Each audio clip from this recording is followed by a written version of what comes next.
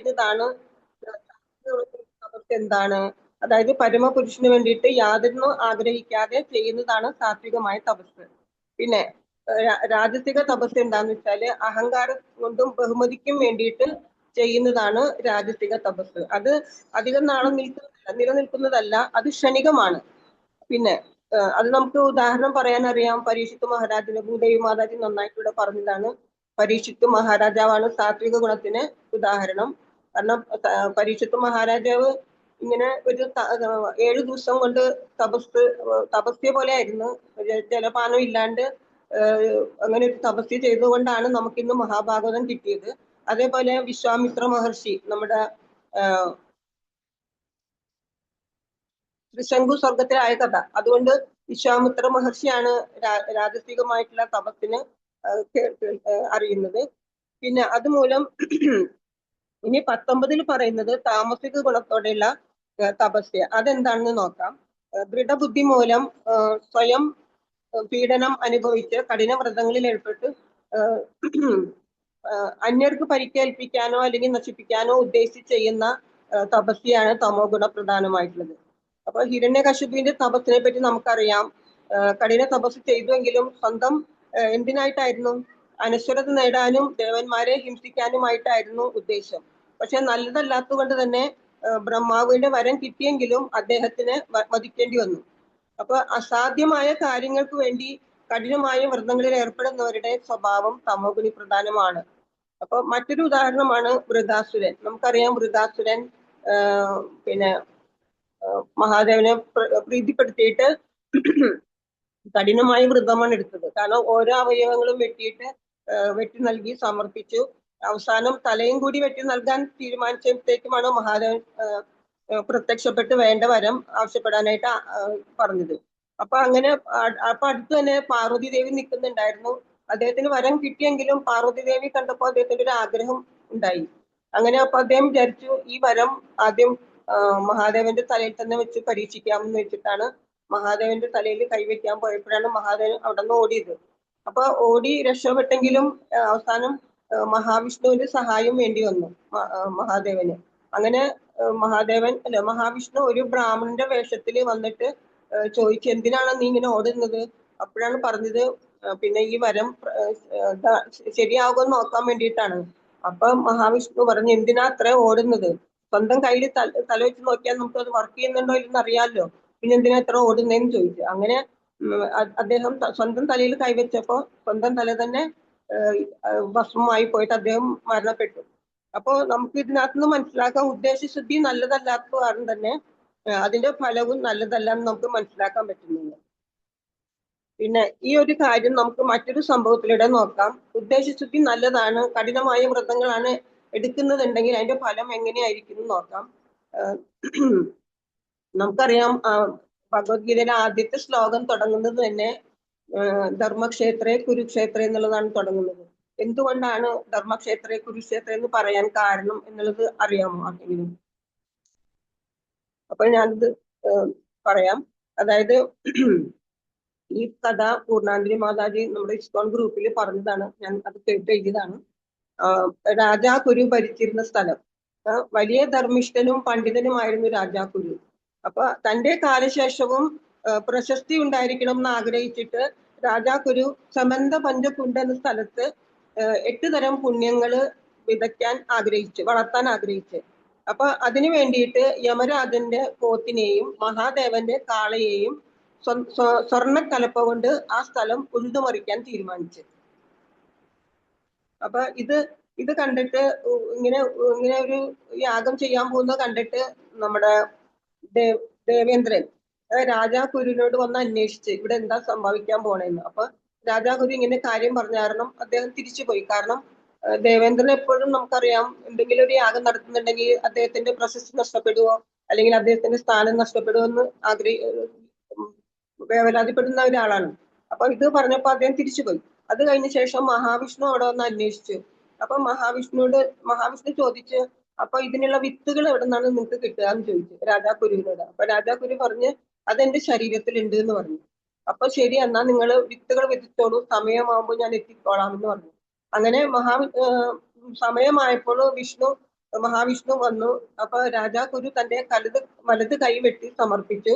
അങ്ങനെ ഓരോ അവയവങ്ങളും വെട്ടി സമർപ്പിച്ചു കഴിഞ്ഞപ്പോഴും മഹാവിഷ്ണു സംപ്രീതനായിട്ട് മഹാവിഷ്ണു ചോദിച്ച് എന്താണ് വരം വേണ്ടതെന്ന്. അപ്പൊ രാജാകുരു പറഞ്ഞ് തന്റെ കാലശേഷവും തന്റെ പേരിൽ ഈ സ്ഥലം അറിയപ്പെടണം എന്നും ഇത് ധർമ്മത്തിന്റെ സ്ഥലമായിരിക്കണം എന്നും ആരിവിടെ വന്ന് മരിക്കുന്നുവോ അവർ ശ്രേഷ്ഠരായി തീരണം എന്നാണ് ആഗ്രഹിച്ചത്. അപ്പോൾ നമുക്ക് പെട്ടെന്ന് തോന്നാം, കാരണം തന്റെ കാലത്തിന് ശേഷം പ്രശസ്തി വേണമെന്ന് പറയുമ്പോൾ അത് രാജസികമായോ എന്ന് തോന്നാം. പക്ഷെ അങ്ങനെയല്ല. കാരണം മറ്റുള്ളവർക്ക് വേണ്ടിയിട്ട് കൂടിയാണ് രാജാക്കുരു ഈ വരം ചോദിച്ചത്. കാരണം അവിടെ വന്ന് ആര് മരിച്ചാലും, ഈ കുരുക്ഷേത്രത്തിൽ വന്ന് ആര് മരിച്ചാലും അവർ ശ്രേഷ്ഠരായി തീരണം എന്ന് തന്നെയാണ് പറഞ്ഞത്.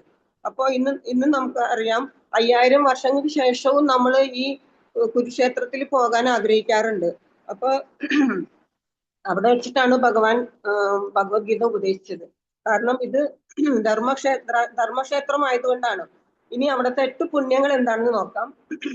സത്യം, ശൗചം, ദാനം, ക്ഷമ, തപസ്, യോഗ, ബ്രഹ്മചര്യം, ധ്യാനം, ഇവയായിരുന്നു 8 പുണ്യങ്ങൾ വിതയ്ക്കാൻ ആഗ്രഹിച്ചത്. അപ്പൊ ദേവന്മാർ പോലും കുരുക്ഷേത്ര ഭൂമിയിൽ വരാൻ ആഗ്രഹിക്കുന്നതിന്റെ കാരണം അത് ധർമ്മഭൂമി ആയതുകൊണ്ടാണ്.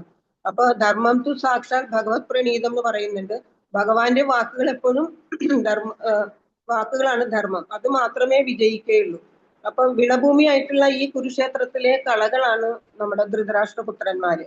അപ്പൊ പ്രഭുപാദര് ഭഗവത്ഗീതയുടെ അവതാരികയിൽ എഴുതിയിട്ടുണ്ട്, ഭക്തിയുത സേവനവുമായി നാം ബന്ധിതരാവുന്നില്ലെങ്കിൽ ഭൗതിക പ്രകൃതിയുടെ ഗുണങ്ങളിൽ നിന്നും മോചിതരാകാൻ സാധ്യമല്ല എന്ന്.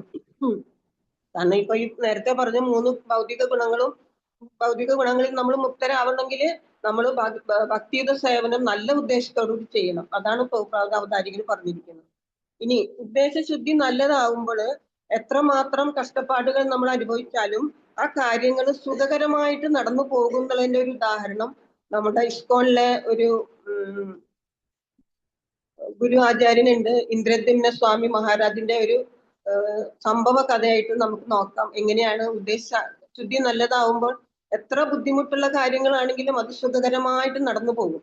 അതിനൊരു ഉദാഹരണമാണ്, ഇത് സംഭവ കഥയാണ്. അപ്പൊ അത് ഇന്ദ്രദ്യുമ്ന സ്വാമി മഹാരാജ് പറഞ്ഞതാണ്.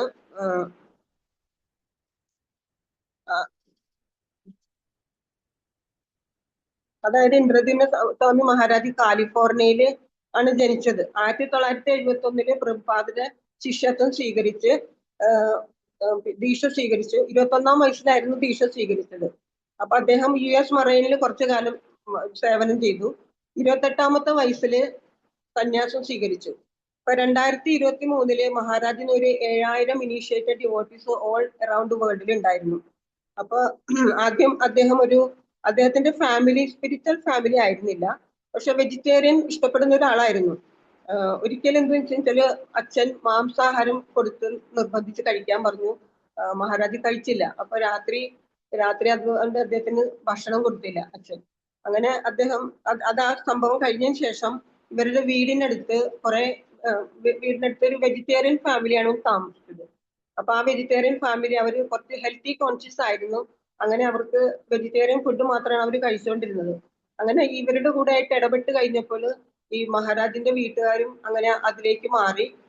15 വയസ്സ് വരെ മഹാരാജ് നോണൊക്കെ കഴിച്ചിട്ടുണ്ടായിരുന്നുള്ളൂ. അതിനുശേഷം മഹാരാജ് കഴിച്ചിട്ടില്ല. അപ്പൊ ഈ ഒരു ദിവസം എന്ത് ചെയ്തെന്ന് വെച്ചാല് അച്ഛൻ ഇറച്ചിക്കടയിൽ കൊണ്ടുപോയി മഹാരാജിനെ. അപ്പൊ അവിടെ ചെന്നപ്പോ ഈ ഇറച്ചി വെട്ടുന്നത് എങ്ങനെയാന്ന് വെച്ചാല് പശുവിനെ തോക്ക് വെച്ച് വെടിവെച്ചിട്ട് പിന്നെ കഴുത്തറക്കുകയാണ് ചെയ്യുന്നത്. അത് കണ്ടതോടെ മഹാരാജ് ഛർദ്ദിക്കാൻ തുടങ്ങി. അങ്ങനെ ഛർദ്ദിച്ചതിന് ശേഷം പിന്നെ മഹാരാജ് മാംസാഹാരം കഴിച്ചിട്ടില്ല. അപ്പൊ മഹാരാജിന്റെ ഒരു ബുക്ക് എഴുതിയിട്ടുണ്ട്, അഡ്വഞ്ചേഴ്സ് ഓഫ് ട്രാവലിംഗ് മോങ്ക് എന്ന് പറഞ്ഞു. അതൊരു ഓർമ്മക്കുറിപ്പാണ് എഴുതിയിരിക്കുന്നത്. അപ്പൊ മഹാരാജ് അതിനകത്ത് എഴുതിയതാണിത്. പിന്നെ മഹാരാജിനൊരു ആഗ്രഹം ഉണ്ടായി. കാരണം മഹാരാജിന് തന്റെ പുസ്തകം നമ്മുടെ പ്രൈം മിനിസ്റ്ററിന് കൊടുക്കണം എന്നുള്ളൊരു വലിയൊരു ആഗ്രഹം ഉണ്ടായി. അപ്പൊ മഹാരാജ് എന്ത് ചെയ്യുന്ന വെച്ചാല് കുറെ നാളുകൊണ്ട് ആഗ്രഹിക്കുന്നതാണ്, പ്രൈം മിനിസ്റ്ററിനെ കാണണം, മോദിജിയെ കാണണം, ഈ ബുക്ക് കൊടുക്കണം, ഹരേ കൃഷ്ണ പ്രസ്ഥാനത്തിനെ പറ്റിയുള്ള. കാരണം മഹാരാജ് പോളണ്ടിലും റഷ്യയിലുമായിട്ട് ഏറ്റവും കൂടുതൽ പ്രചാരണം ചെയ്തിരിക്കുന്നത്. അവിടെയൊക്കെ ഒത്തിരി കമ്മ്യൂണിസ്റ്റ് രാജ്യം ആയതുകൊണ്ട് തന്നെ ധാരാളം കഷ്ടപ്പാടുകൾ മഹാരാജിന് ഉണ്ടായിട്ടുണ്ട്. നമുക്കറിയാം, നമുക്ക് കേരളത്തില് കമ്മ്യൂണിസ്റ്റ് രാജ്യം ആയതുകൊണ്ട് ഒരു സംസ്ഥാനമായിട്ട് അധികം ആൾക്കാരെ നമുക്ക് ഇതിനകത്ത് കൊണ്ടുവരാൻ സാധിക്കുന്നില്ല. അപ്പൊ മഹാരാജ് അവിടെ പോളണ്ടിലും റഷ്യയിലും പോയിട്ട് ധാരാളം കഷ്ടപ്പെട്ടിട്ടാണ് ഇങ്ങനെ പ്രചരണം നടത്തിയത്. അപ്പൊ ഒരു ദിവസം മഹാരാജ് ഇങ്ങനെ ഇരിക്കുമ്പോ ആണ് നമ്മുടെ കുംഭമേള വരുന്നത്. 2024 കുംഭമേള വരുന്നു. അതിനു മുന്നേ ബോംബെയിൽ വാസി എന്ന് പറഞ്ഞ സ്ഥലത്ത് ഈ ടെമ്പിള്, നമ്മുടെ ഇസ്കോൺ ടെമ്പിൾ, വലിയൊരു ടെമ്പിള് ഇനോഗ്രേഷൻ ചെയ്ത് നമ്മൾ കണ്ടിട്ടുണ്ടാവും. പിന്നെ മോദിജിനെ ആനയിച്ചു കൊണ്ടുവന്ന് കരതാളം ഒക്കെ വെച്ചിട്ട് ആനയിച്ചു കൊണ്ടുവന്നു. അപ്പൊ ഇങ്ങനെ ഒരു ഫംഗ്ഷൻ വരുന്നുണ്ട് എന്ന് പറഞ്ഞപ്പോൾ മഹാരാജ് വളരെ ഉത്സാഹിതനായിട്ട് കാണാൻ പറ്റുമല്ലോ എന്ന് വിചാരിച്ചിട്ട് ഇന്ത്യയിലേക്കുള്ള ടിക്കറ്റ് ബുക്ക് ചെയ്തു.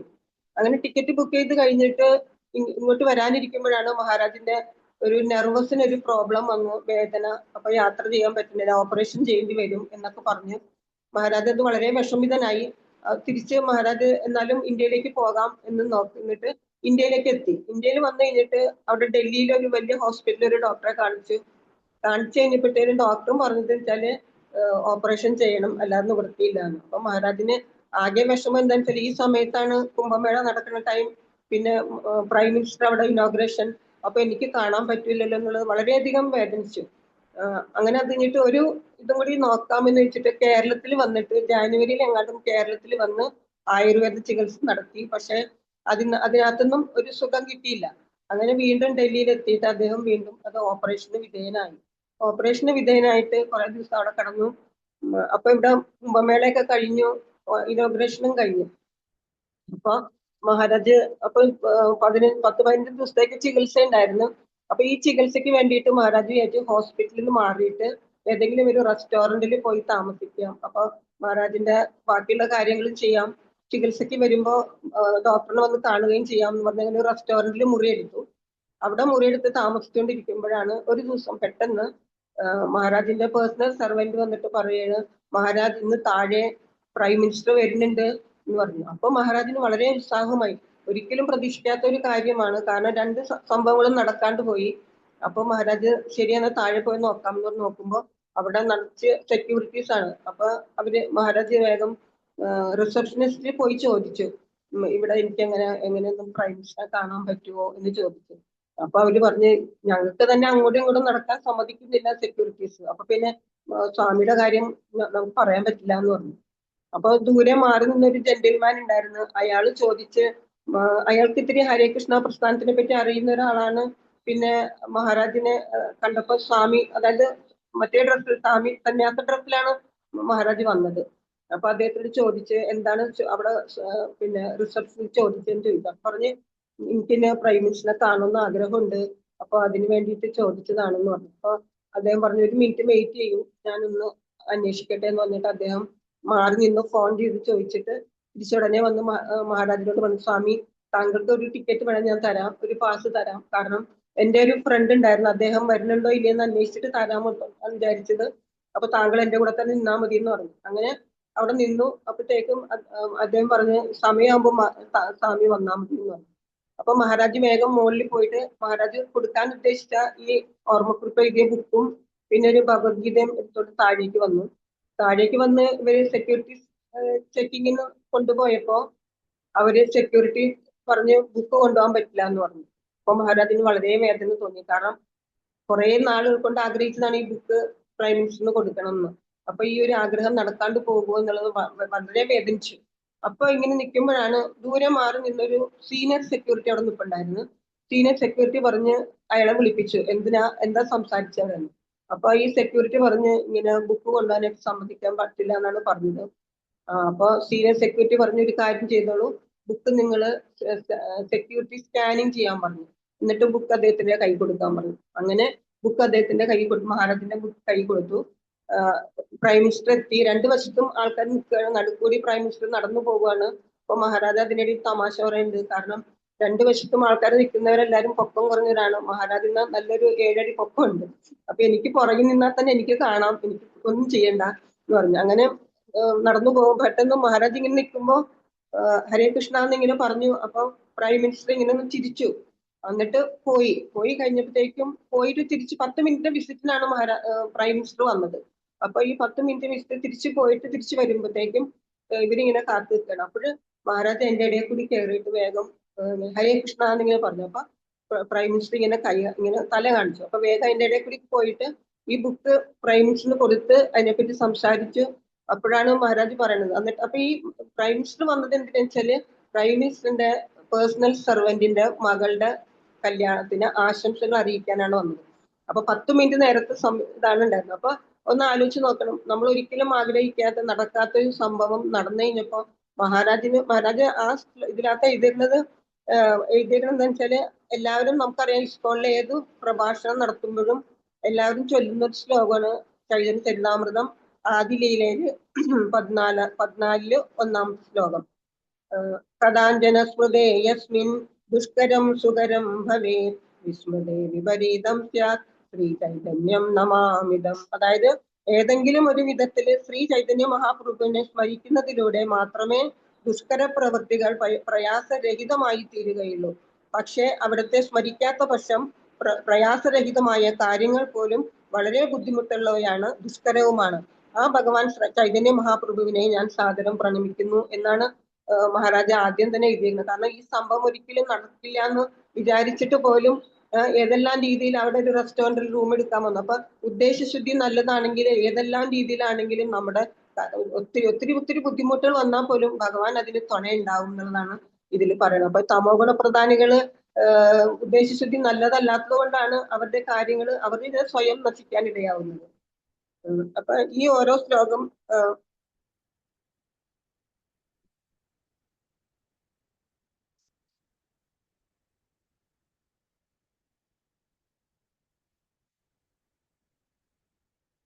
അപ്പൊ ചൈതന്യ ചരിതാമൃതത്തിൽ പറയുന്നുണ്ട്, ഒരു പ്രചാരകൻ ശരിയായ ഭക്തി സേവനം അനുഷ്ഠിക്കുന്ന പക്ഷം അയാൾക്ക് മറ്റുള്ളവരെ പരിവർത്തിപ്പിക്കാൻ കഴിയും. അല്ലാത്ത പക്ഷം അയാളുടെ പ്രചാരണത്തിന് ഒരു ഫലവും ഉണ്ടാവുകയില്ല. അതാണ് നമ്മുടെ ഉദ്ദേശശുദ്ധി നല്ലതായിക്കൊണ്ട് നമ്മൾ പ്രചരണം ചെയ്താൽ മാത്രമേ നമുക്ക് ആളുകളെ ഇതിനകത്ത് എത്തിക്കാൻ പറ്റുകയുള്ളൂ എന്നുള്ളതിന്റെ ഒരു പ്രത്യക്ഷ ഉദാഹരണമാണ്. പിന്നെ ഈ കലിയുഗത്തില് എങ്ങനെയാണ് തമോ ഗുണങ്ങളിൽ പെടുന്ന തപസ്യകൾ എന്ന് നമുക്ക് നോക്കാം. അതായത് മറ്റു യുഗങ്ങളിൽ തമോ ഗുണ പ്രവൃത്തികൾ ചെയ്യുന്നത് അസുരന്മാരാണെന്ന് നമ്മൾ പറയുന്നുണ്ട്. അതായത് ദ്വാപരയുഗത്തിലുണ്ട്, അങ്ങനെ ഓരോ യുഗത്തിലും അസുരന്മാരെന്ന് പറയും. പക്ഷെ കലിയുഗത്തിൽ നമ്മൾ ഇവിടെയും ഉണ്ട് അസുരന്മാര്. അത് എങ്ങനെയെന്ന് നമുക്ക് നോക്കാം. അത് ഏറ്റവും ശ്രദ്ധേയമായ ഒരു സംഭവം നമ്മൾ ഈയിടെ കണ്ടതാണ് ഡൽഹിയിലെ ബോംബ് സ്ഫോടനം. അവിടെ ബോംബ് സ്ഫോടനത്തിന് അവര് ആരായിരുന്നു ഈയിടെ നടത്തിയത്? ഡോക്ടേഴ്സ്.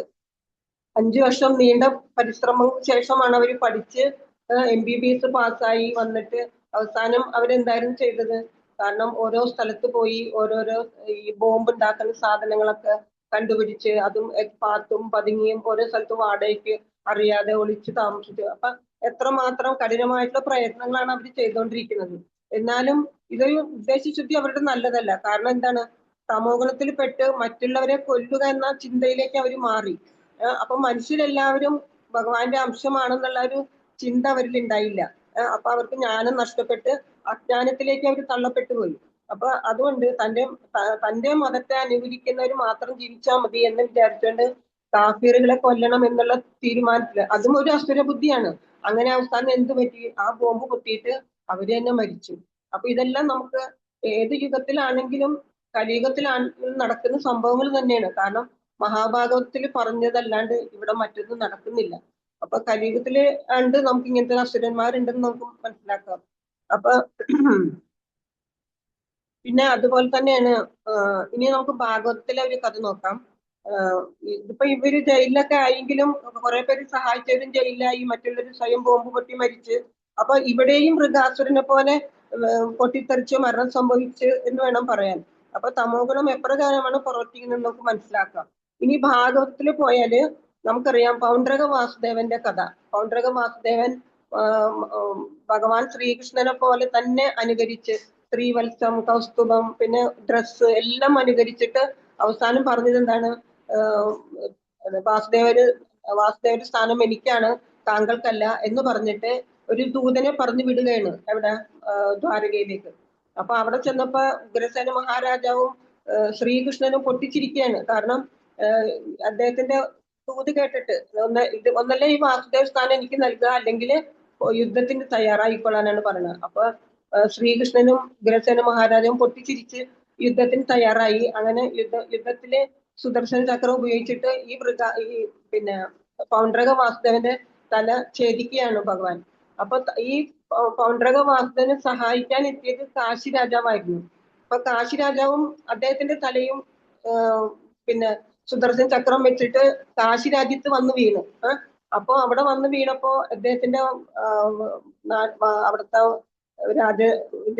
എല്ലാ നിവാസികളും ഭാര്യമാരൊക്കെ ഓടി വന്നിട്ട് നോക്കുകയാണ് ആരുടെ തലയാണ്. അപ്പൊ കുണ്ടലങ്ങൾ കണ്ടപ്പോഴാണ് അവർക്ക് മനസ്സിലായി തങ്ങളുടെ രാജാവാണെന്ന്. അങ്ങനെ അവർ വിലപിക്കാൻ തുടങ്ങി. അപ്പൊ അദ്ദേഹത്തിന്റെ ഒരു മകൻ ഉണ്ടായിരുന്നു സുദക്ഷിണൻ. സുദക്ഷിണൻ വിചാരിച്ച് അച്ഛന്റെ മരണത്തിന് ഞാൻ എന്തായാലും പ്രതികാരം ചെയ്യും. അതിനു വേണ്ടിയിട്ട് അദ്ദേഹം എന്താ ചെയ്തത്, ഒരു പൂജ നടത്തി. ഒരു പുരോഹിതനെ വെച്ചിട്ട് പൂജ നടത്തി. എന്നിട്ട് ആ പൂജ നടത്തിയിട്ട് വരം ചോദിച്ച് മഹാദേവന്റെ അടുത്ത്. അപ്പൊ മഹാദേവൻ അദ്ദേഹത്തിന് വരം കൊടുത്ത്. അപ്പൊ എന്താ പറഞ്ഞു വെച്ചാല് ഈ പിന്നെ അനുഷ്ഠാനങ്ങൾ ചെയ്യുന്ന ബ്രാഹ്മണരെ ഉപയോഗിക്കാൻ ഈ മന്ത്രത്തിന് സാധ്യമല്ല. അനുഷ്ഠാനങ്ങൾ ഇല്ലാതെ ചെയ്യുന്ന അവരെ മാത്രമേ കൊല്ലാൻ സാധിക്കുള്ളൂ. അപ്പൊ അതിനനുസരിച്ച് കുറെ പുരോഹിതന്മാരെ വിളിച്ചിട്ട് നിങ്ങൾ പൂജ ചെയ്തു കഴിഞ്ഞാല് അതിനകത്ത് ഒരു ദുർമൂർത്തി വരും. ആ ദുർമൂർത്തി വളരെ ശക്തിയുള്ള ദുർമൂർത്തി ആയിരിക്കും. മാത്രമല്ല ചൂട്, കാരണം നമുക്കറിയാം മഹാദേവന്റെ ശക്തി എപ്പോഴും ചൂടാണ്. അപ്പൊ ആ ശക്തിയിൽ നിന്നിട്ട് നിങ്ങൾക്ക് വേണേൽ കൃഷ്ണനെ വധിക്കാൻ പറ്റും എന്ന് പറഞ്ഞു. അങ്ങനെ അദ്ദേഹം മന്ത്രങ്ങളൊക്കെ ചൊല്ലി, പുരോഹിതന്മാരെ കൊണ്ട് മന്ത്രം ചൊല്ലി. അങ്ങനെ നോക്കുമ്പോ അതിനകത്തുനിന്ന് ദുർമൂർത്തി വന്നു. ദുർമൂർത്തി വന്നിട്ട് സുദക്ഷിണൻ എന്ത് ചെയ്തു, ദ്വാരകയിലേക്ക് പറഞ്ഞു വിട്ടു. ദ്വാരകയിലേക്ക് പറഞ്ഞു വിട്ടപ്പോ അവിടെ ദ്വാരകാവാസികൾ എല്ലാവരും ഓടി. കാരണം അത്ര ചൂടും കരാളമായിട്ടുള്ള രൂപങ്ങളാണ്. അവര് കണ്ട് പേടിച്ച് ദ്വാരകയിലേക്ക് ഓടി വരികയാണ്. അപ്പൊ ശ്രീകൃഷ്ണ ഭഗവാൻ അവിടെ ചതുരംഗൻ കളിച്ചുകൊണ്ടിരിക്കുകയായിരുന്നു ആ സമയത്ത്. അങ്ങനെ ഇവരുടെ വിലാപം കേട്ടിട്ട് ശ്രീകൃഷ്ണ ഭഗവാൻ വന്ന് നോക്കി അവരെ സമാധാനിപ്പിച്ച് പറഞ്ഞു വിട്ടു, നിങ്ങളെ ഞാൻ രക്ഷിക്കാമെന്ന് പറഞ്ഞ്. അങ്ങനെ ഭഗവാൻ സുദർശന ചക്രം തൊടുത്തു വിട്ടപ്പോ അത് ഈ അഗ്നിയെ നേരിടാനായിട്ട് തണുപ്പ് കൊണ്ട് സാധിക്കുള്ളൂ. അതുകൊണ്ട് അത്രമാത്രം തണുപ്പിക്കുന്ന രീതിയിലായിരുന്നു സുദർശന ചക്രം വന്നത്. അപ്പൊ ഈ മൂർത്തിക്ക് അവിടെ നിൽക്കാൻ സാധിച്ചില്ല. അത് തിരിച്ച് കാശി രാജ്യത്തിലേക്ക് തന്നെ എത്തി. അപ്പൊ ഇതിന് ഒരു ഇതെന്താ വെച്ചാല്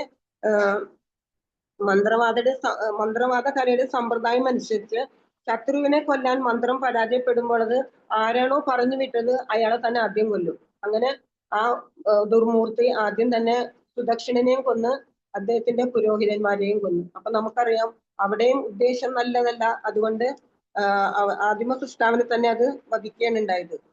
ഇതാണ് അസുരന്മാരുടെ രീതി. അപ്പൊ ദൈവത്തെ വധിക്കാൻ അവർ ചിലതൊക്കെ സൃഷ്ടിക്കുന്നു. പക്ഷെ അതേ ആയുധം വെച്ചിട്ട് അവര് തന്നെ വധിക്കപ്പെടുകയും ചെയ്യുന്നു. നമുക്കറിയാം നമ്മുടെ സ്പിരിച്വൽ മാസ്റ്റേഴ്സ് എത്രമാത്രം തപസ്യയാണ് അനുഷ്ഠിക്കുന്നതെന്ന്. അപ്പൊ അവരുടെ ഉദ്ദേശം എന്താണ്, തന്റെ ശിഷ്യന്മാരെ തിരികെ ഭഗവാന്റെ ധാമത്തിലേക്ക് കൊണ്ടുപോകുക എന്നുള്ളതാണ് സ്പിരിച്വൽ മാസ്റ്റേഴ്സ് ആഗ്രഹിക്കുന്നത്. അപ്പൊ ഒരിക്കല് രാധാനാഥ് മഹാരാജ് ബോംബെയില് കഴിഞ്ഞ പ്രാവശ്യം ധാരാളം സ്ഥലങ്ങളില് ഇനീഷ്യേഷൻ കൊടുത്ത്. ബോംബെയില്, പിന്നെ കോലാപൂര്, പൂനെ, അങ്ങനെയുള്ള സ്ഥലങ്ങള് ബോംബെയിൽ തന്നെ 2, 3, 4 ദിവസങ്ങളിൽ അടുപ്പിച്ചടുപ്പിച്ചാണ് കൊടുത്തത്. അപ്പോ മഹാരാജ് ഡിവോട്ടീസിനോട് ചോദിച്ച് എങ്ങനെയുണ്ടായിരുന്നു നിങ്ങളുടെ സേവ എന്ന് ചോദിച്ചു. അപ്പൊ അവര് പറഞ്ഞു, മഹാരാജ് ഇനീഷ്യേഷൻ പ്രോഗ്രാം 4 മണിക്കൂർ, സേവാ പ്രോഗ്രാം 20 മണിക്കൂറാണ്.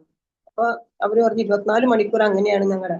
അപ്പൊ മഹാരാജ് പറയണ്, എനിക്ക് ഇനീഷ്യേഷൻ എന്ന് പറഞ്ഞാല് എനിക്ക് ലൈഫ് ടൈം സേവയാണ്. കാരണം ഈ ഇനീഷ്യേഷൻ കൊടുക്കുന്നവർക്കൊക്കെ തിരിച്ച് ഭഗവത് ധാമത്തിലേക്ക് എത്തുന്നവരെയും മഹാരാജിന് ഇതില്ല, ഇരിക്കാൻ പറ്റില്ല. കാരണം അതുകൊണ്ട് ഇത് ലൈഫ് ടൈം സേവയാണ് നമ്മുടെ ഓരോ സ്പിരിച്വൽ മാസ്റ്റേഴ്സും എടുക്കുന്നത്. നമ്മൾ അപ്പോൾ മനസ്സിലാക്കണം. കാരണം സ്പിരിച്വൽ മാസ്റ്റേഴ്സ് നമുക്കൊരു നിർദ്ദേശം തരുമ്പോ അതിൻ്റെ ഉള്ളില് എന്തായാലും നന്മയാണ്, ആ നല്ല ഉദ്ദേശം മാത്രമേ ഉള്ളൂ. അത് നമ്മൾ എപ്പോഴും പാലിക്കാൻ ശ്രമിക്കുക എന്നതാണ് പറയാനുള്ളത്. അപ്പൊ നമുക്കറിയാം നമ്മുടെ ലോകഗുരുവായ പ്രഭുപാദര് തന്റെ ശിഷ്യന്മാരെ ശരിക്കും പറഞ്ഞാൽ ഒരു പിതാവിനെ പോലെയാണ് സ്നേഹിച്ചത്. അതിന് ഗർഗമുനി പ്രഭു ഒരു ഉദാഹരണം പറയുന്നുണ്ട്. ഒരിക്കല് ഗർഗമുനി പ്രഭുവിനെ പാകിസ്ഥാനിലേക്ക് പ്രചാരണം ചെയ്യാനായിട്ട് പറഞ്ഞു വിട്ടു. ആ സമയത്ത് അവിടെ യുദ്ധമായിരുന്നു. ഇന്ത്യ പാകിസ്ഥാൻ യുദ്ധം നടന്നുകൊണ്ട് സമയം 1971. അപ്പൊ അവിടെ ചെന്നിട്ട് പ്രചരണം ചെയ്യാൻ ആരംഭിച്ചപ്പോ തന്നെ യുദ്ധം ആരംഭിച്ചു. ആ യുദ്ധത്തില് അപ്പൊ എന്നാലും ഗർഗമുനി പ്രഭു തന്നെ കൊണ്ട് പറ്റാവുന്നത് എന്തെല്ലാം ഈ ലീഫ്ലെറ്റുകൾ ഓരോ സ്ഥലത്ത് എത്തിക്കുക, അങ്ങനെ പിന്നെ ഗൗഡീയ മഠങ്ങളിലൊക്കെ പോയിട്ട് ചെയ്യാവുന്നതൊക്കെ ശ്രമിച്ചു. പക്ഷെ അപ്പോഴത്തേനും ഇന്ത്യക്കാരാണ്, ഹിന്ദുയിസം ആണെന്ന് പറയുമ്പോഴത്തേക്കും പാകിസ്ഥാൻ അവിടെ വളരെയധികം അവര് കലിപ്പാണ് അവർക്ക്. അങ്ങനെ ഈ ഗർഗമുനി പ്രഭുവിനെ അവിടുത്തെ അത് നിർത്തിയിട്ട് തിരിച്ച് ഇന്ത്യയിലേക്ക് വരേണ്ടി വന്നു. അങ്ങനെ വരുമ്പോ പ്രഭുപാദര് ബോംബെയില് തന്റെ വ്യാസാസനത്തിലിരുന്ന് ഭാഗവതം പറഞ്ഞു കൊടുക്കുന്ന സമയത്താണ് ഗർഗമുനി പ്രഭു അവിടെ എത്തിയത്. അപ്പൊ വാതിക്കല് നോക്കിയപ്പോഴാണ് ഗർഗമുനി പ്രഭു നിൽക്കുന്ന. പ്രഭുപാദര് അവിടെ ഇരുന്നില്ല, എണീറ്റ് വന്നിട്ട് ഉടനെ തന്നെ വ്യാസാസനത്തിൽ നിന്ന് ഓടി വന്നിട്ട് ഗർഗമുനി പ്രഭുവിനെ കെട്ടിപ്പിടിക്കുകയാണ് ഉണ്ടായത്. അപ്പൊ ഗർഗമുനി പ്രഭു പറയുന്നു, കാരണം സ്പിരിച്വൽ മാസ്റ്റർ പ്രഭുപാദര് ഇത്രമാത്രം സ്നേഹം ഞങ്ങൾക്ക് നൽകിയത് കൊണ്ടാണ് ഞങ്ങൾക്ക് എന്തെങ്കിലും പ്രചരണത്തിനോ എന്തിനെങ്കിലും സാധിക്കുന്നത്. അപ്പൊ അത്രമാത്രം സ്നേഹമാണ് ഈ സ്പിരിച്വൽ മാസ്റ്റേഴ്സിന് തന്റെ ശിഷ്യന്മാരോട് എന്ന് പറയുന്നതാണിത്. പിന്നെ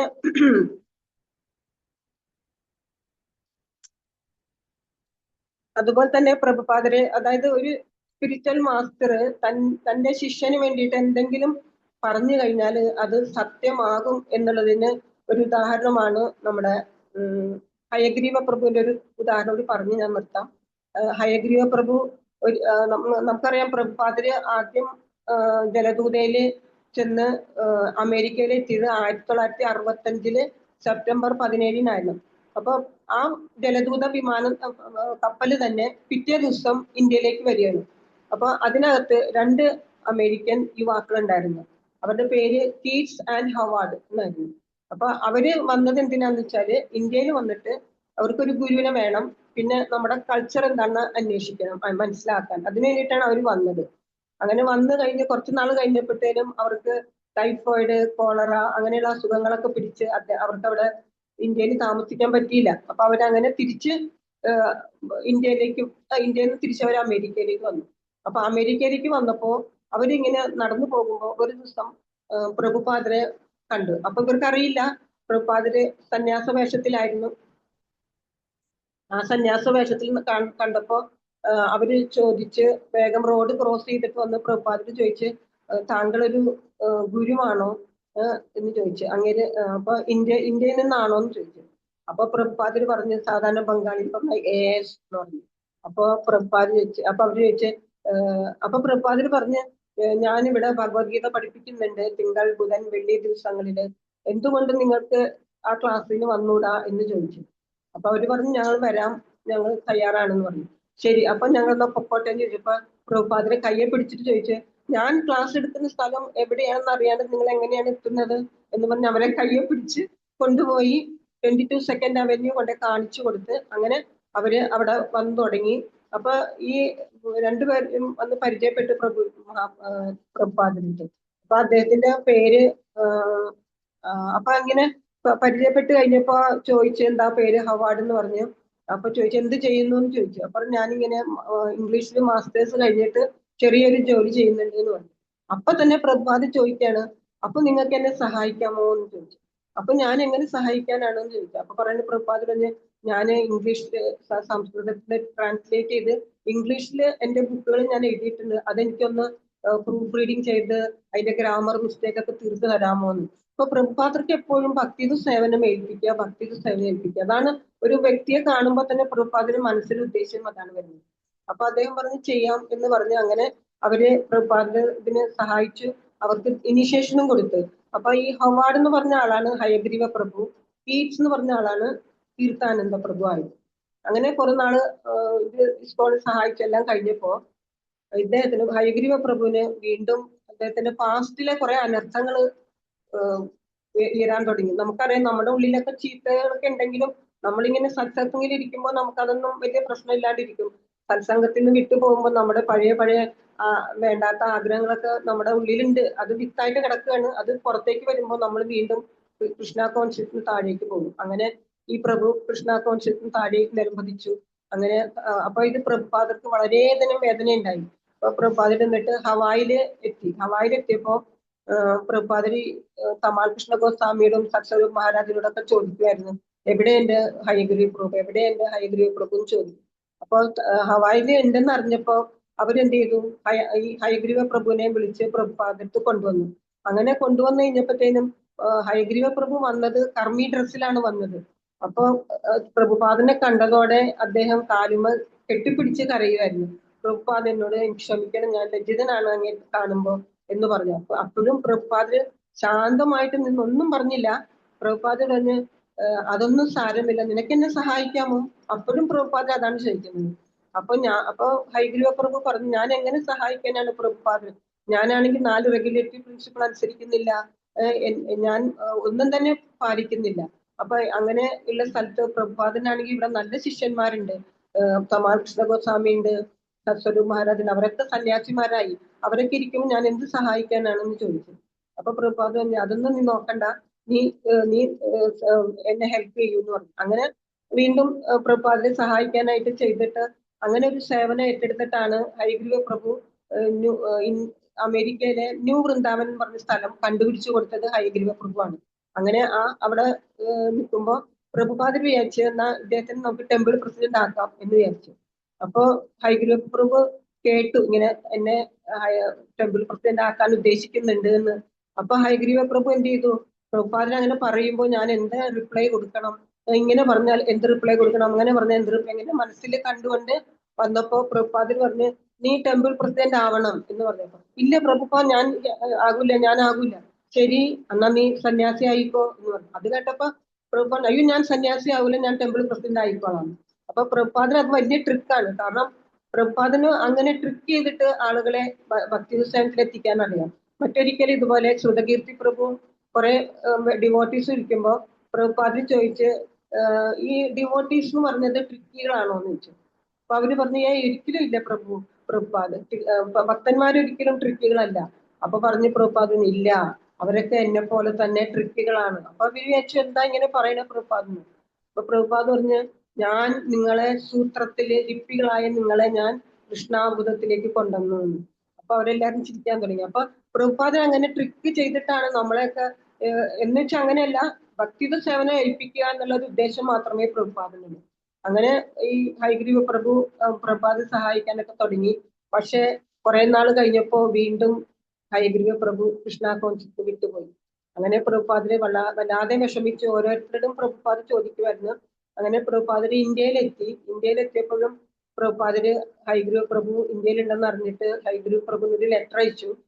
ഹൈഗ്രീവ, നീ എവിടെയാണെങ്കിലും നിന്നെ കൃഷ്ണൻ രക്ഷിക്കട്ടെ എന്ന് പറഞ്ഞുകൊണ്ട് എഴുതി. അതിനകം പ്രഭുപാദര് ഈ ലോകം വിട്ടുപോയി. പിന്നെ ഹയഗ്രീവ പ്രഭു ഒന്നും കണ്ടില്ല. പക്ഷെ അതാണ് നമ്മള് സ്പിരിച്വൽ മാസ്റ്റേഴ്സ് എന്തൊരു വാക്ക് പറഞ്ഞാലും അത് സത്യമാകും. വെച്ചാല് ശുദ്ധ ഭക്തന്റെ ഒരു വാക്ക് സത്യമാക്കണം എന്നുള്ളത് ഭഗവാന്റെ നിശ്ചയമാണ്. അപ്പൊ അതുകൊണ്ട് 1989 ഈ ഹയഗ്രീവ പ്രഭുയെ ശ്രീനാഥ്ജി പ്രഭു എന്ന് പറഞ്ഞു ബോംബെയിൽ നിന്ന് പറഞ്ഞ് ഗോവയിലേക്ക് വന്നു. ഗോവയിൽ വരുമ്പോ ഈ ഹയഗ്രീവ പ്രഭു ഒരു ബോട്ടിന്റെ കീഴില് കുനിഞ്ഞുകൂടി തീരെ എണീക്കാൻ വയ്യാതെ ഇവിടെ പകുതി ഭാഗം നിശ്ചലാവസ്ഥ പോലെ ആയി, എണീക്കാൻ വയ്യാണ്ട് വേദനിച്ച് കിടക്കുവാണ്. അപ്പോഴാണ് ശ്രീനാഥ്ജി പ്രഭു ബോംബെയിൽ നിന്ന് വന്നത്, കണ്ടത്. അപ്പൊ ചോദിച്ചു, ഹയഗ്രീവ പ്രഭു താങ്കൾ എവിടെയാണിത്, താങ്കൾ എന്ത് ചെയ്യുന്നു, ഇത് എന്ത് പറ്റി താങ്കൾക്ക് എന്ന് ചോദിച്ചു. അപ്പൊ പറഞ്ഞു, എനിക്ക് അനങ്ങാൻ പോലും പറ്റുന്നില്ല, എനിക്ക് വേദന കൊണ്ട് സഹിക്കുന്നില്ല എന്ന് പറഞ്ഞു. അപ്പോ ശ്രീനാഥ്ജി പ്രഭു പറഞ്ഞ്, വിഷമിക്കേണ്ട, താങ്കൾ ഞങ്ങളുടെ കമ്മ്യൂണിറ്റിയിലേക്ക് തിരിച്ചു വരും, ഞങ്ങൾ താങ്കളെ സഹായിക്കാം എന്ന് പറഞ്ഞു. അങ്ങനെ അദ്ദേഹത്തിനെ കൂട്ടിക്കൊണ്ടുപോയി ഹോസ്പിറ്റലൊക്കെ കാണിച്ചു.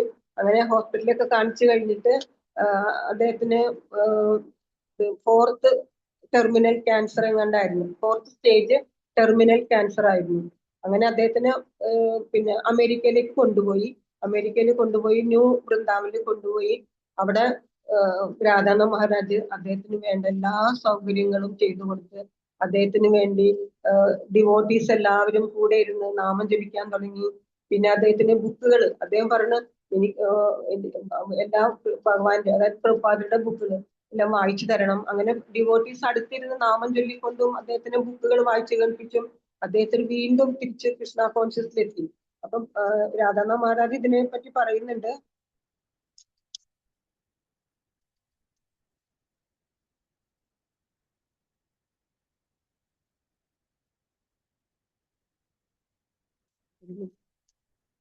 രാധാനാഥ് മഹാരാജ് ഇതിനെ പറ്റി പറയുന്നുണ്ട്. അതായത് ഇത്രമാത്രം റിയലൈസേഷനോട് കൂടിയിട്ട് പ്രഭുപാദയുടെ ബുക്കുകൾ വായിച്ച മറ്റൊരു വ്യക്തിയെ ഞാൻ കണ്ടിട്ടില്ല. ഹരേ കൃഷ്ണ മഹാമന്ത്രം ഇത്രമാത്രം ആത്മാർത്ഥമായിട്ട് ജപിച്ച് മറ്റൊരു വ്യക്തിയെ ഞാൻ കണ്ടിട്ടില്ല. അങ്ങനെ ഹയഗ്രീവ പ്രഭു രാധാനാഥ് മഹാരാജിനോട് പറഞ്ഞു, രാധാനാഥ് മഹാരാജ്, ഞാൻ പ്രഭുപാദരുടെ അടുത്തുണ്ടായിരുന്നപ്പോ എന്റെ യൗവനാവസ്ഥ മുഴുവനും ഞാൻ നശിപ്പിച്ചു. കാരണം എനിക്ക് പല വിധത്തിൽ സേവനങ്ങൾ പ്രഭുപാദന് നൽകിയിരുന്നു. എന്തൊക്കെ കീർത്തനം ചെയ്യാമായിരുന്നു, ബുക്ക് പ്രൂഫ് റീഡിങ് ചെയ്യാമായിരുന്നു, എല്ലാം ചെയ്യാമായിരുന്നു, എന്തെല്ലാം എനിക്ക് ചെയ്യാമായിരുന്നു. പക്ഷെ എന്റെ യൗവനം മുഴുവനും ഞാൻ നശിപ്പിച്ചു കളഞ്ഞു. എനിക്ക് പ്രഭുപാദരുടെ ആഗ്രഹം നിറവേറ്റണമെന്ന് അതിയായ ആഗ്രഹമുണ്ട്, എന്നെ ഒന്ന് സഹായിക്കാമോ എന്ന് ചോദിച്ചു. അപ്പം രാധാനാഥ് മഹാരാജ് എന്ത് വേണം താങ്കൾക്ക് പറയുന്നു പറഞ്ഞു. അങ്ങനെ ഹയഗ്രീവ പ്രഭു പറഞ്ഞ്, എനിക്ക് എന്നോട് 1966 പറഞ്ഞത് എന്നോട് സന്യാസം എടുക്കണമെന്ന്. ഇന്നിപ്പോ 20 വർഷം കഴിഞ്ഞു. അപ്പൊ എനിക്ക് എന്തായാലും സന്യാസം തരാൻ പറ്റുമോ എന്ന് ചോദിച്ചു. അങ്ങനെ രാധാനാഥ് മഹാരാജ് സന്യാസ ഡ്രസ്സും ദണ്ടുമായിട്ട് ഈ പ്രഭുവിന്റെ മുമ്പിൽ വന്ന് കസേരയിൽ വന്നിരുന്ന്, അപ്പോ ഹയഗ്രീവ പ്രഭു പ്രഭുപാദനെ വിളിച്ച് ഒച്ചത്തിൽ കരയുവാണ്. കാരണം എന്നോട് ക്ഷമിക്കണേ എന്ന് പറഞ്ഞിട്ട് കരയുവാണ്. ആ സമയത്ത് അദ്ദേഹത്തിന് സന്യാസ ഡ്രസ്സും കൊടുത്ത് ദണ്ടും കൊടുത്ത് അദ്ദേഹത്തിന് അനുഗ്രഹിച്ചു. പക്ഷെ ഈ 2 ദിവസം കഴിഞ്ഞപ്പോഴത്തേക്കും ഹയഗ്രീവ് പ്രഭു ഈ ലോകം വിട്ടു പോയി. അപ്പൊ നമുക്കറിയാം, ഇതാണ് ഞാൻ പറഞ്ഞത്, സ്പിരിച്വൽ മാസ്റ്റേഴ്സിന്റെ വാക്കുകൾ ഒരിക്കലും നുണയല്ല. കാരണം സന്യാസം എടുക്കേണ്ടി വരും, സന്യാസം എടുക്കണം എന്ന് പറഞ്ഞപ്പോ അത് തള്ളിക്കളഞ്ഞെങ്കിലും അത് എത്രമാത്രം ഏതെല്ലാം പരീക്ഷണങ്ങളോട് കണ്ടുപോയിട്ടും അദ്ദേഹത്തിന് സന്യാസം സ്വീകരിക്കാൻ പറ്റി. അത് തന്നെ ഏറ്റവും വലിയൊരു അനുഗ്രഹമായിട്ടാണ് കാണുന്നത്. അപ്പൊ ഇതിനെപ്പറ്റി പ്രഭുപാദര്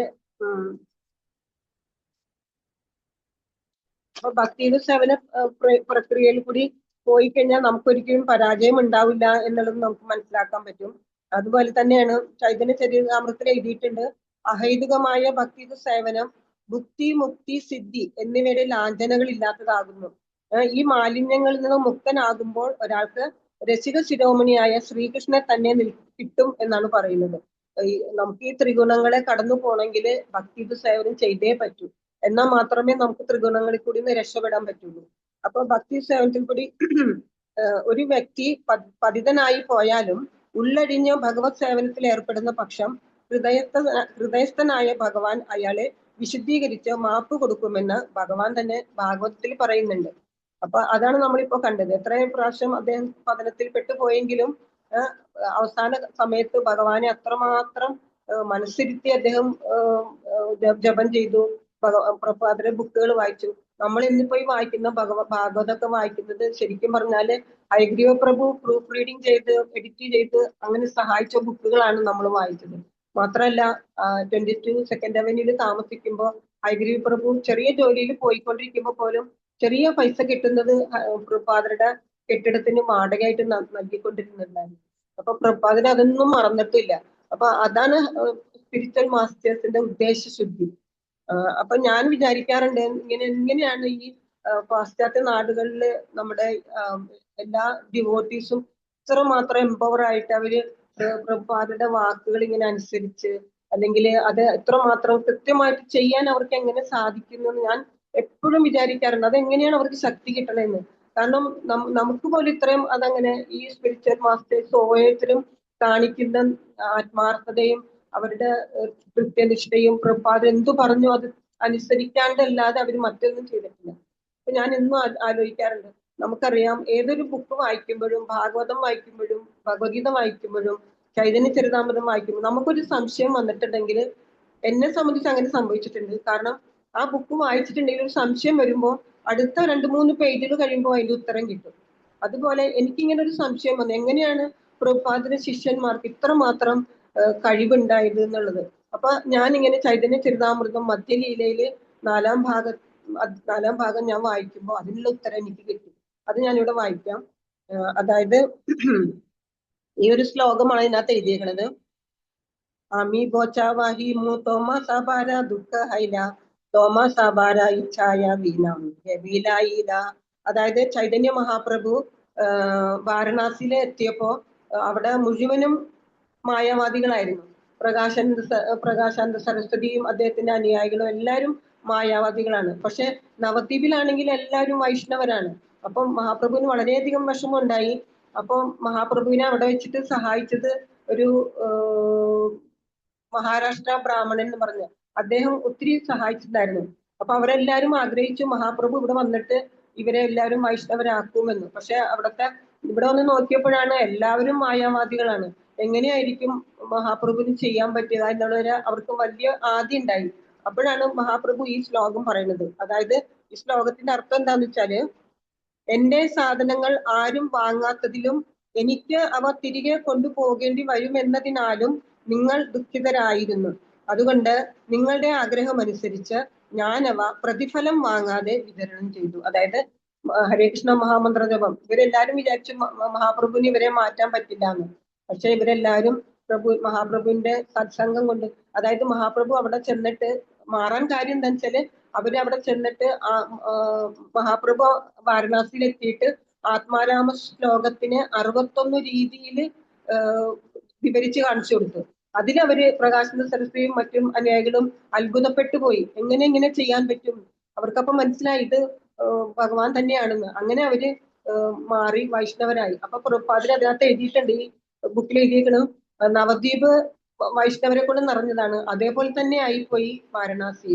വാരണാസിയിൽ ആദ്യമൊക്കെ എല്ലാ ശൈവഭക്തരായിരുന്നു, എല്ലാവരും മായാവാദികളായിരുന്നെങ്കിലും മഹാപ്രഭുവിന്റെ വരവോടുകൂടി അവരെല്ലാവരും വൈഷ്ണവരായിരുന്നു. അപ്പൊ പ്രഭുപാദർ ഇതിനകത്ത് എഴുതിയേക്കുന്നത് പ്രഭുപാദരുടെ അനുഭവം. അതാണ് ഞാൻ പറഞ്ഞത്, എങ്ങനെയാണ് നമ്മുടെ സ്പിരിച്വൽ മാസ്റ്റർ ഈ എല്ലാ ശിഷ്യന്മാർക്കും വേണ്ടി പ്രാർത്ഥിക്കുന്നതെന്ന് ഇതിനകത്ത് എഴുതിയിരിക്കുകയാണ്.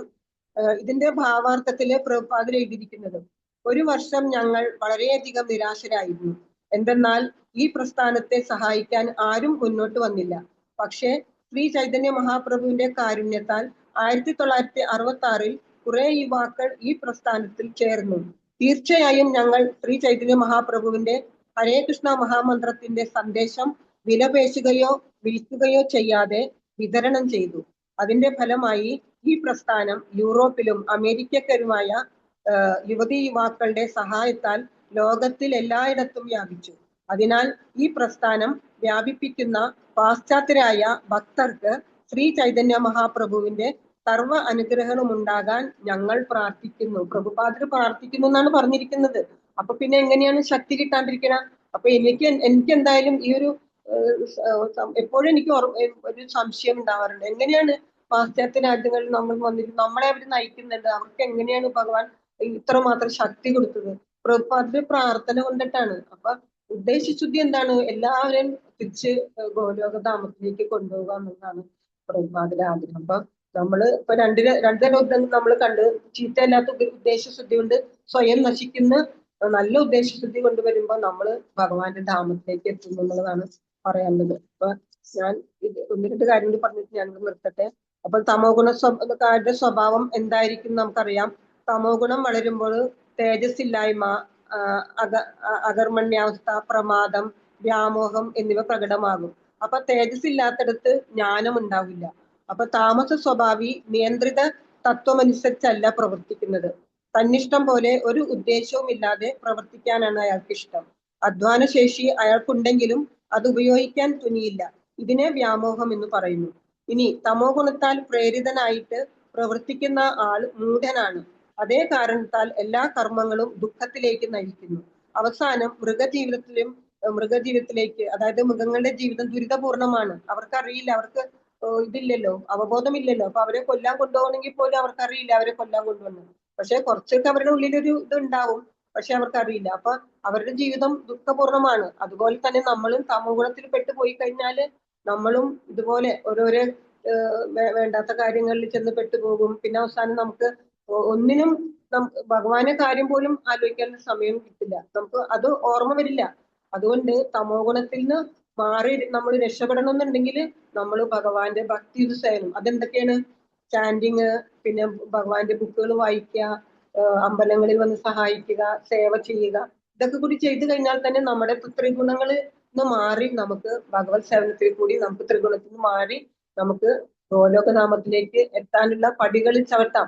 പക്ഷെ പടികളിൽ ചവിട്ടുമ്പോ ഇങ്ങനെ ഒരു ചെറിയ സ്റ്റെപ്പ് എടുക്കുമ്പോ ഭഗവാൻ നമുക്കൊരു ഏണിപ്പടി കൊണ്ട് തരും. നമുക്ക് കയറി കയറി കയറി നമ്മൾ സ്പിരിച്വൽ മാസ്റ്റേഴ്സ് പറയുന്നതനുസരിച്ച് ചെയ്ത് നമുക്ക് ഗോലോകത്തേക്ക് എത്താം. അതുകൊണ്ട് മനുഷ്യ ജീവിതത്തെ പറ്റി ഗൗരവത്തോടെ ചിന്തിക്കുന്നവരെല്ലാം തത്വഗുണം പരിശീലിച്ചുകൊണ്ട് സജ്ജന സമ്പർക്കത്താൽ ത്രിഗുണങ്ങളെ അതിക്രമിച്ച് കൃഷ്ണാവബോധത്തിൽ ഉറച്ചു നിൽക്കേണ്ടതാണ്. ഇതാണ് മനുഷ്യ ജീവിതത്തിന്റെ ലക്ഷ്യം. ഞാൻ എന്റെ വാക്കുകളെ സംഭരിക്കുകയാണ്. എന്തെങ്കിലും തെറ്റുകളോ എന്തെങ്കിലും കുറവുകളോ ഉണ്ടെങ്കിൽ എന്നോട് ക്ഷമിക്കുക, എന്നെ തിരുത്തി തരിക. ഹരേ കൃഷ്ണ.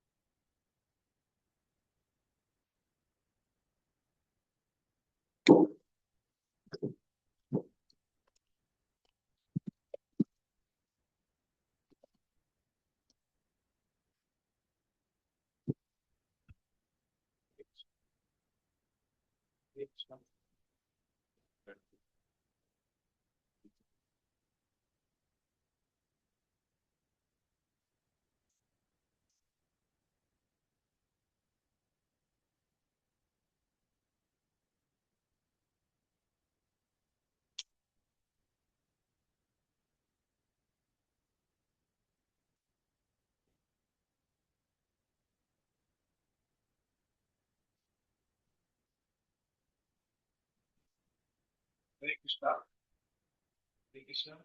നിങ്ങൾ സംശയം എന്തെങ്കിലും മാതാവിന്റെ ചോദിക്കുന്നതാണ്. സംശയം ക്ലാരിറ്റി വരാറുണ്ട്.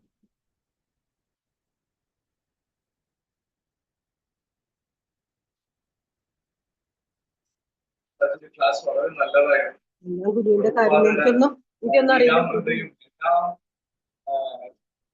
നല്ല ക്ലാസ് ആയിരുന്നു. ഗുരുവിന്റെ കടാക്ഷം മാത്രം ഞാനൊന്നും ചെയ്തിട്ടില്ല. ഈ മൂഢന്മാര് പലരും ഉണ്ടല്ലേ, ഉടനെ പറഞ്ഞാൽ അത് മനസ്സിലാക്കാനും പാടാണ്. പക്ഷെ ഏതെങ്കിലും ഒരു സത്സംഗത്തിൽ വന്നു പെട്ടുപോകുക, അല്ലെങ്കിൽ ഏതെങ്കിലും സജ്ജനങ്ങൾ നമ്മുടെ മുന്നിൽ വന്നു പെട്ടുപോയാൽ അത് ആ സംസർഗം കൊണ്ട് നമുക്ക് രക്ഷപ്പെടാം എന്നാണ് ഭഗവാൻ പറയുന്നത്. കാരണം അപ്പൊ ഭഗവാൻ ഒരു ഏണിപ്പടി പോലെ നമുക്ക് കയറാനായിട്ടുള്ള സ്റ്റെപ്പുകൾ ഇട്ട് തരുന്നതാണ് ഭഗവത്ഗീത തന്നെ പറയുന്നത്. കൂടുതൽ കൂടുതൽ എഡ്യൂക്കേറ്റഡ് ആയാലും ഇന്റലിജന്റ് ആയാലും അതിന്റെ കൂടുതൽ പ്രശ്നമാണ് ഇങ്ങോട്ട് കയറി വരാൻ. അതെ, അധികം കുറച്ച് ബുദ്ധിമാനാണെന്ന് വിചാരിക്കുമ്പോൾ കുറെ കൂടെ ക്രിറ്റിസൈസ് ചെയ്യാനും മറ്റതും അതിന്റെ ആസ്പെക്ട് കൂടുന്നതാണ്. ഇപ്പൊ ഇങ്ങോട്ട് വരാനുള്ള പ്രശ്നം വന്നെങ്കിൽ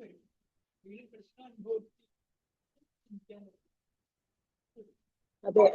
അതിപ്പോ ഈ ഹൈബിരി പ്രഭു കോൺഷ്യസ് കൃഷ്ണ കോൺഷ്യസ് വീണ് കഴിഞ്ഞപ്പോൾ അദ്ദേഹത്തിന് പിന്നീട് മനസ്സിലായി, കാരണം ഞാൻ ചെയ്തത് തെറ്റാണ്. അപ്പൊ അതിനകത്ത് അതിന് തന്നെ പറയുന്നത് 9:30 ഭഗവത്ഗീത 9:30 ഒരു ശ്ലോകം ഉണ്ട് അതിനകത്ത്. ഒരു മിനിറ്റ്.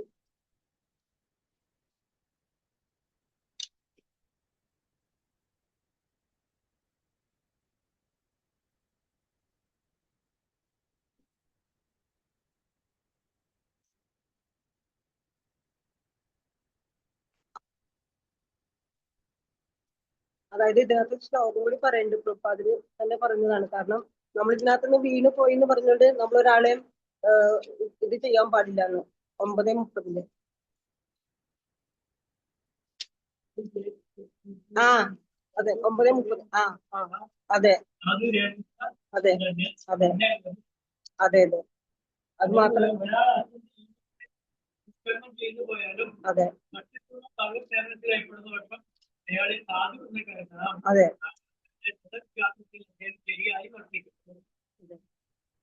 അത് മാത്രല്ല അതിനകത്ത് പറയുന്നത് ആരെങ്കിലും ഭക്തി സേവനത്തിൽ പ്രതി വീണ് പോയാലും അയാളെ നമ്മള് കളിയാക്കാൻ പാടില്ല എന്ന് പറയുന്നുണ്ട്, പ്രത്യേകം പറയുന്നുണ്ട്. പ്രഭു വായിച്ചു തന്നെയാണത്.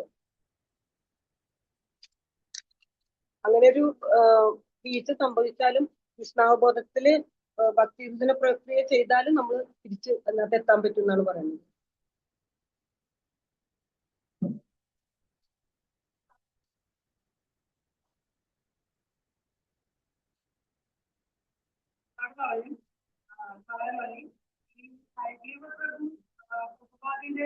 ആദ്യ കാലത്ത് സന്യാസ ദീക്ഷ കിട്ടിയ ശിഷ്യന്മാരിൽ ഒരാളാണ് കരുതുന്നത്.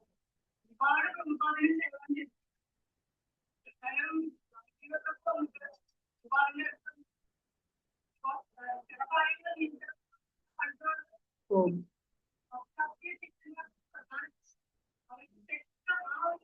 അതെ അതെ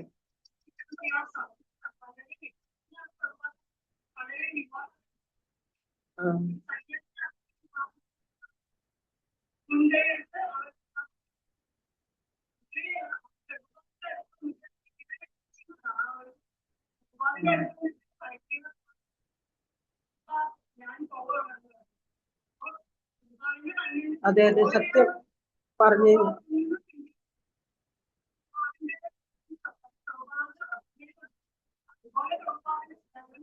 ഉണ്ട്.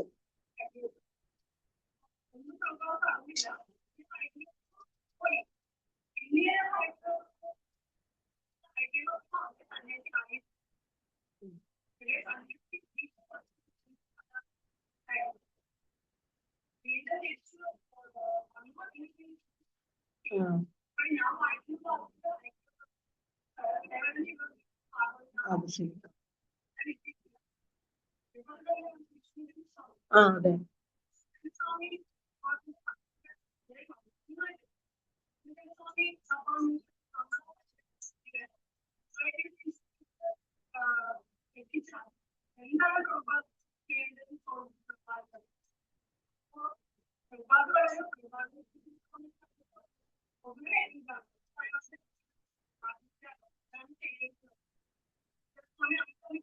ശരി.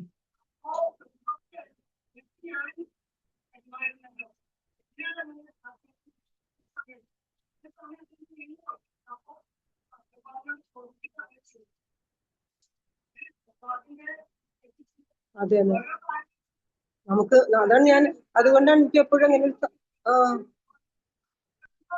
പറഞ്ഞാല്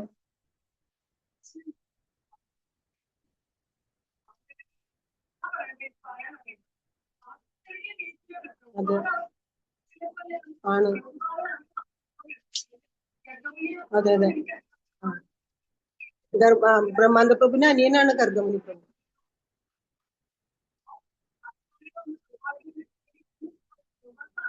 അതെ അതെ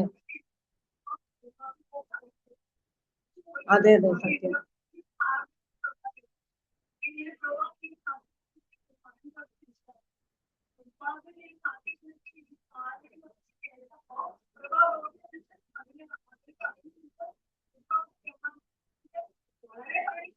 അതെ അതെ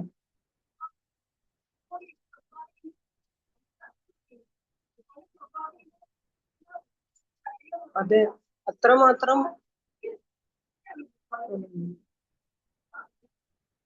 അതുകൊണ്ട് തന്നെയാണ് അത് ഇത്രമാത്രം അവർക്ക് വേണ്ടി പ്രാർത്ഥിക്കുന്നത്.